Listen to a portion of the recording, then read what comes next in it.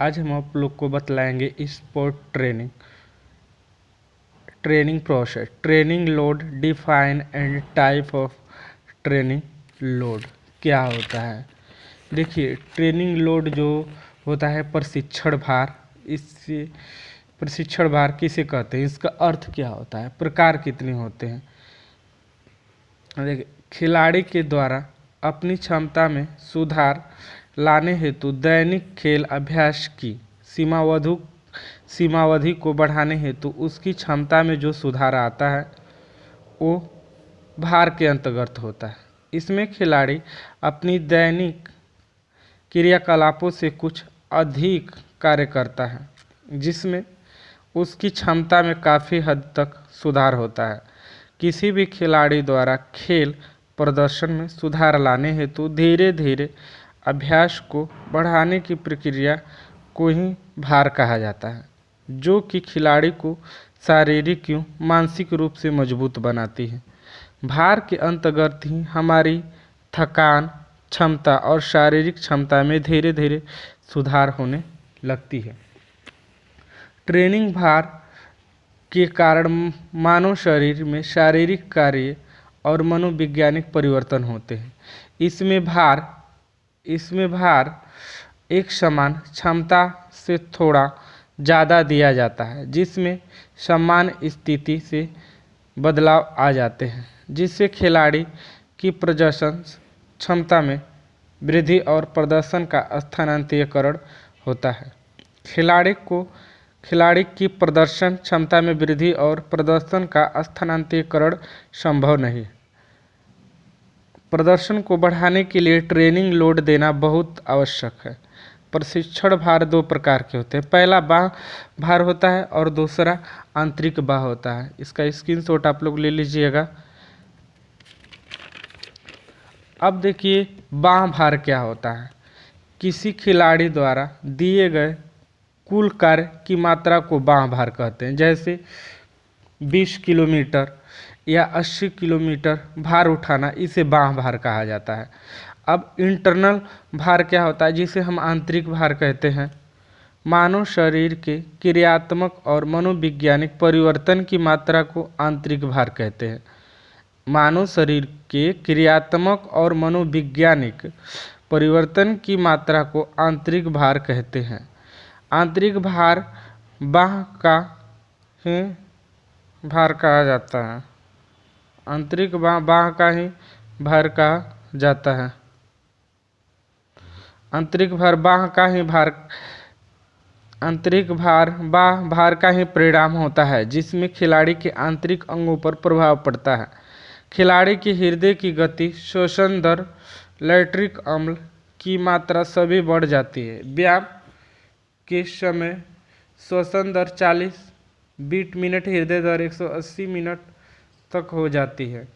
Degree of load के internal load के नाम से जाना जाता है। हाँ, अब जो डिग्री ऑफ लोड होता है इसे इंटरनल लोड के नाम से भी जाना जाता है। ये सबसे इम्पोर्टेंट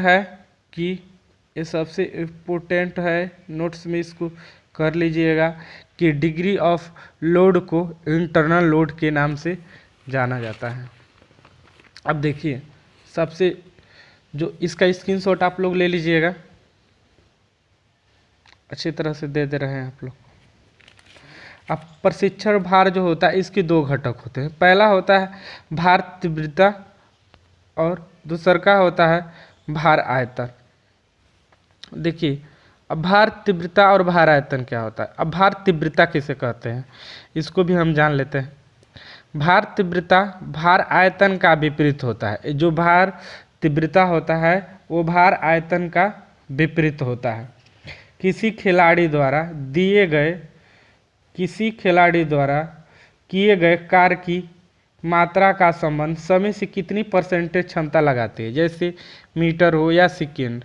अब टाइप ऑफ लोड यानी भार तीव्रता क्या है, भार तीव्रता के प्रकार क्या है। गति तीव्रता और भार घनत्व। गति तीव्रता अब क्या होती है, अब ये जान लेते हैं। आप किसी कार्य को किस बल या स्पीड से कार्य कर रहे हैं। आप किसी कार्य को किस बल स्पीड से कार्य कर रहे हैं उसे गति तीव्रता कहते हैं।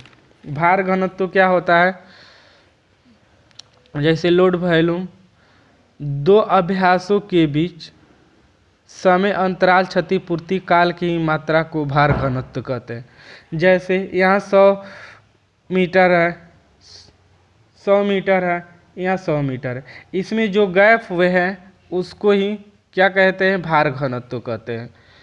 भार आयतन क्या होता है, एक प्रशिक्षण काल में किए गए कुल कार्य की मात्रा में कितनी घंटे वर्कआउट किए गए हैं। जैसे मिनट में, सेकेंड में, घंटा में, आप 5 मिनट किए हैं वर्कआउट की, 5 सेकेंड किए हैं या 1 घंटा किए हुए हैं, उसको हम भार आयतन कहते हैं। अब टाइप ऑफ लोड वॉल्यूम यानी भार आयतन के प्रकार, इसके 2 ही प्रकार होते हैं, गति काल और गति आवृत्ति। गति काल क्या होता है, किसी खिलाड़ी द्वारा किसी कार्य या अभ्यास या गति को पूर्ण करने में कितना समय लिया गया है। गति आवृत्ति ये होती है एक अभ्यास या क्रिया को कितनी बार दोहराया गया है। इसका स्क्रीनशॉट आप लोग ले लीजिएगा। इसको हम शुरू से दिखा देते हैं आप लोगों को। ये पहला है और ये आप लोग का ये दूसरा है और ये आप लोग का तीसरा है और ये चौथा है आप लोग का, फिर ये लास्ट वाला है। आप लोग इसे देखिए और जो हमसे गलतियां हुई हैं इसको कमेंट कर कर बतलाइए और मेरे जो चैनल है इसको लाइक कीजिए। इसी के साथ हम अपने शब्दों को विराम देता हूँ। जय हिंद, जय भारत। ये बीपीएड के लिए सबसे महत्वपूर्ण क्वेश्चन है और आंसर।